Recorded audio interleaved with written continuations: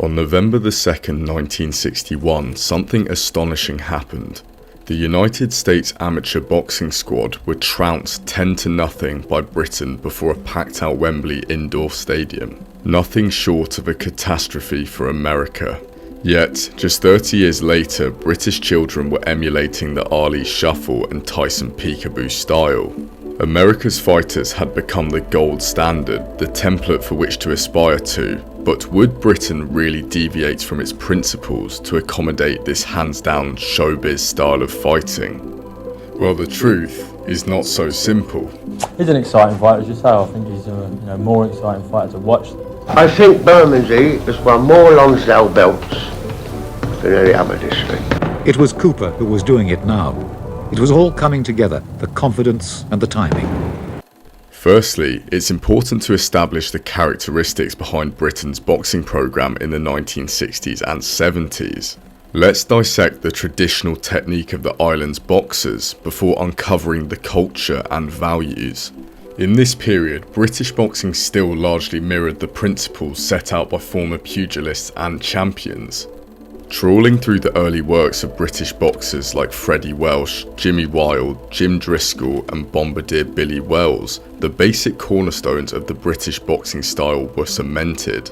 These predominantly centred around a reliance on straight punches with a strong left-hand jab combined with a fairly upright stance. Avoidance of being flat-footed was paramount, with fighters remaining on their toes to ensure faster feet. A high guard was often preferred, enabling boxers to parry and defend the head. And believe it or not, the vast majority of British fighters swore by such principles, including up to almost 50 years later. A classic example comes from Henry Cooper's bout against Joe Bugner in March 1971, which encapsulated the broad characteristics alongside the use of sporadic pendulum stepping to move out of range. It was fairly slow-paced compared to modern standards, ultimately being a war of attrition over straight punches thrown at one another. Not every fighter from the time adhered to such strict British principles. Fighters like Joe Conter utilised more head movement and level changes, but the general technique was still widely implemented. Culturally though, the overwhelming majority of Britain's fighters subscribed to a strict moral code. In line with the notion of upstanding, respectable gentlemen, the fighters sought to comply with the humble, honest stereotype. Unfortunately, I didn't realise how fit Joe was. When you were in the ring, did you feel some sort of degree of anger? I mean, what did you feel? Was it a total hatred, or did you have an objective view to your opponent? That was a cold calculus. I mean, boxing basically is all about self-control. It's self-control in your way of life, in living, in your training. And professional boxing was my business. He's been saying a lot the last couple of weeks. I don't know, I don't understand him. What about his threats and his promises?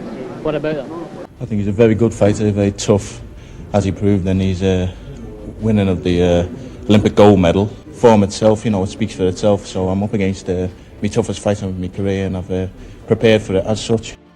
Trash talking was fairly unheard of on the British circuit, with many traditionalists believing that the sport of boxing should be governed by chivalry and respect. Being boastful or too flashy was universally frowned upon. How do you see the future?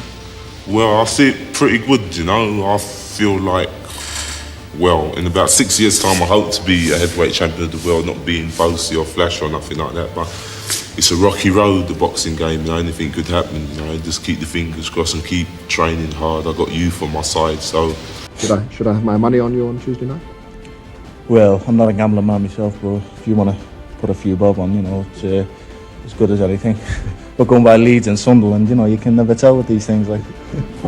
The British media took a harsh view on cockiness and flamboyance, perhaps due to an overly critical mindset, whilst in the States, outrageous shows of confidence were often hailed. But then, something happened. When the Rumble in the Jungle commenced on the 30th of October 1974, an estimated 1 billion people watched it. With there being 4 billion people on Earth at that time, this figure is even more impressive. The incredible rope-a-dope technique and fast defensive reflexes were on show, with many up-and-coming fighters and coaches around the world taking note. I believe this was a seminal moment for British boxing development. In the preface of Frank Butler's A History of Boxing in Britain book, published in 1972, he attributed the revival of boxing in the UK as being down to Ali. This indicates that there was an interest in Ali prior to the Rumble, which explains the 26 million viewing number in the country. British audiences had of course witnessed the greatest live, having defeated their own fighters like Cooper and Buckner twice and Brian London once. Muhammad Ali had effectively reinvented what was becoming a somewhat stagnant sport, and I kid you not, almost every book I've read on boxing cites Ali as the primary factor behind their interest in the sport. But there was one man who saw Ali as the template for changing British boxing forever. My favourite was Muhammad Ali and Ray Robinson. Brilliant fighters, but God be me judge, this is the best I've ever seen. Brendan Ingle was a trainer from Dublin who moved to Sheffield as a teenager. He described himself as a mediocre boxer, retiring in 1973 having won 19 of his 33 paid contests. He would later open his own boxing gym in Winkerbank, Sheffield. The exact origins of the style being taught in this gym are still up for debate. Let's just get the story on it. Who was the originator of that kind of style? The originator of my style is myself, in the sense that I went out to Brendan's, but everybody was standing with their hands up in the air like so, and 1, 2, 1, 2, and everything like that. And I literally changed his gym. I took my style with me, and he says, "This is no style. This is something stupid. I want this," and he wanted it. But regardless, Brendan regularly cited Ali as his idol and proceeded to rip up the British boxing script for a more exuberant, flashy model. But the Irishman was truly ahead of the curve. In line with the American school of boxing, he saw the sweet science as a form of entertainment which simply sought to draw crowds. To be a good fighter, not only have to be a good fighter, you got to be an entertainer now.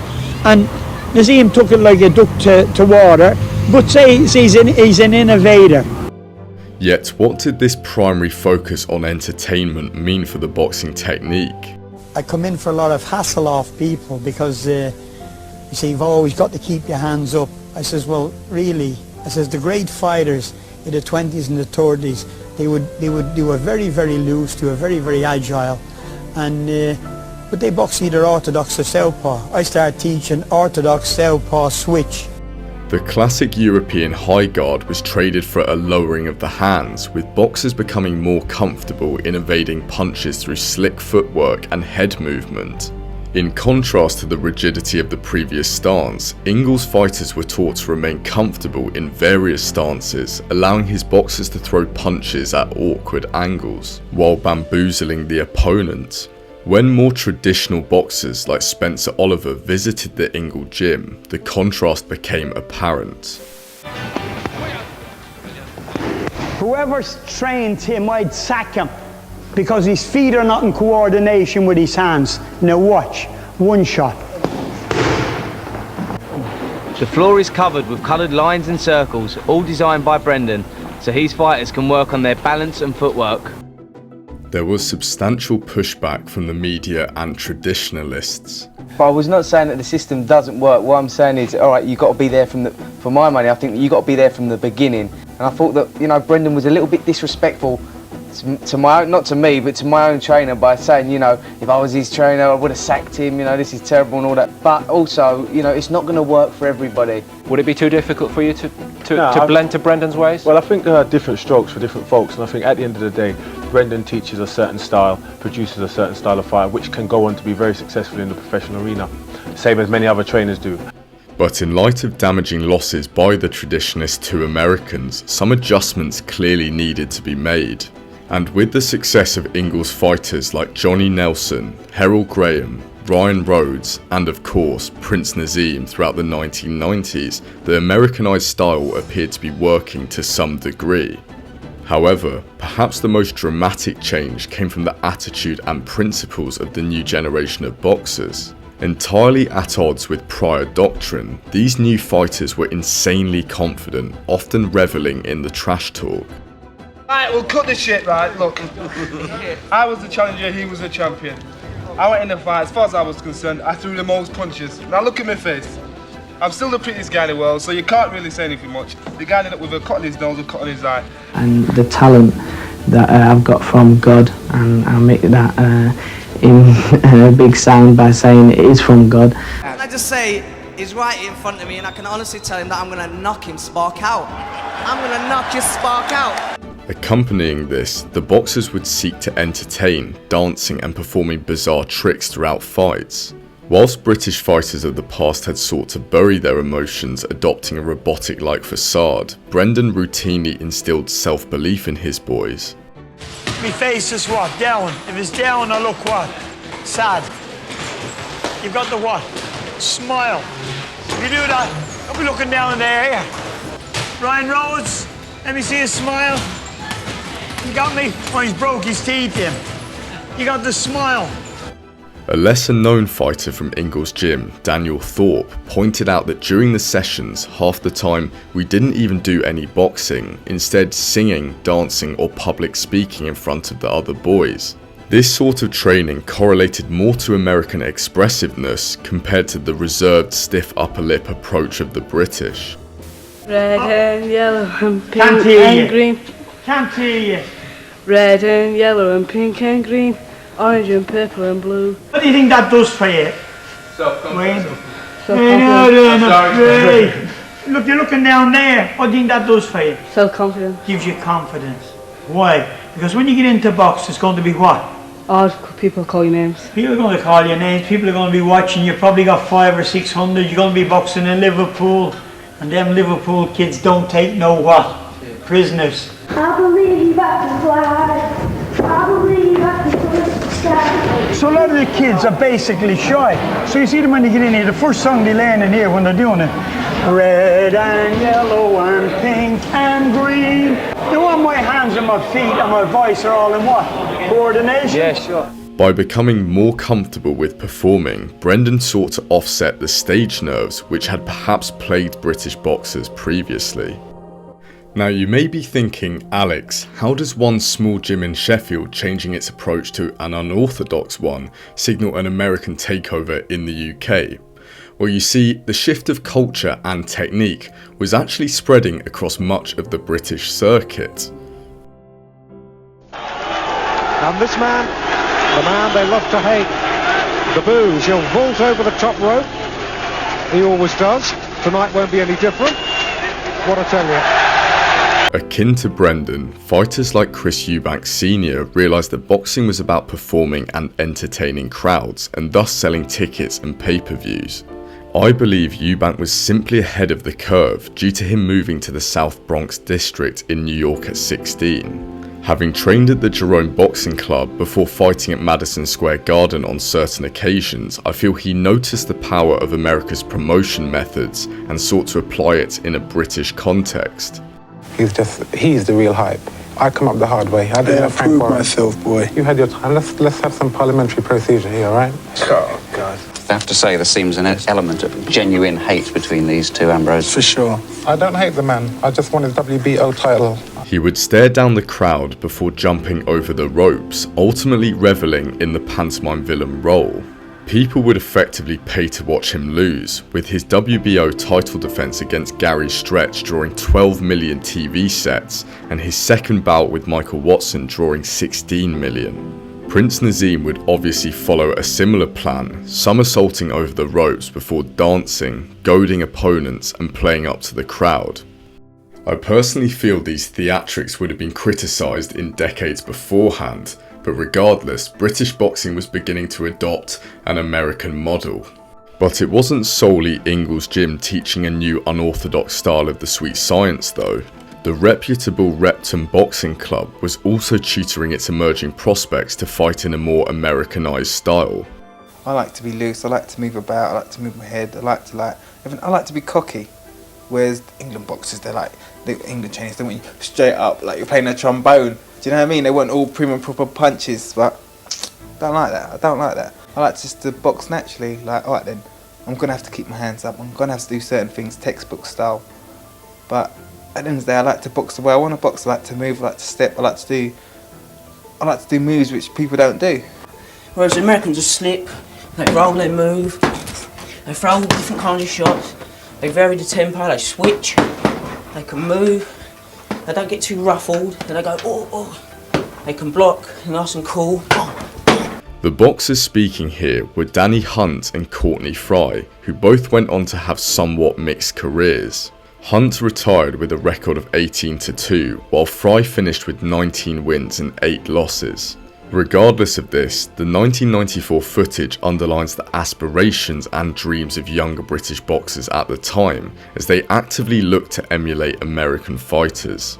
The prospects had expanded their horizons, looking across the pond for motivation.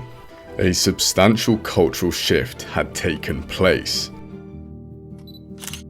The 21st century has signalled a major diversification in styles coming from British shores. Some have adhered to the more conventional reliance on the straight left and in and out movement and a high guard. Yet others have continued with the unorthodox techniques, switch hitting and deploying skillful head movement to bamboozle opponents. One thing that is undeniable is the prevailing use of trash talk and cockiness to sell fights effectively.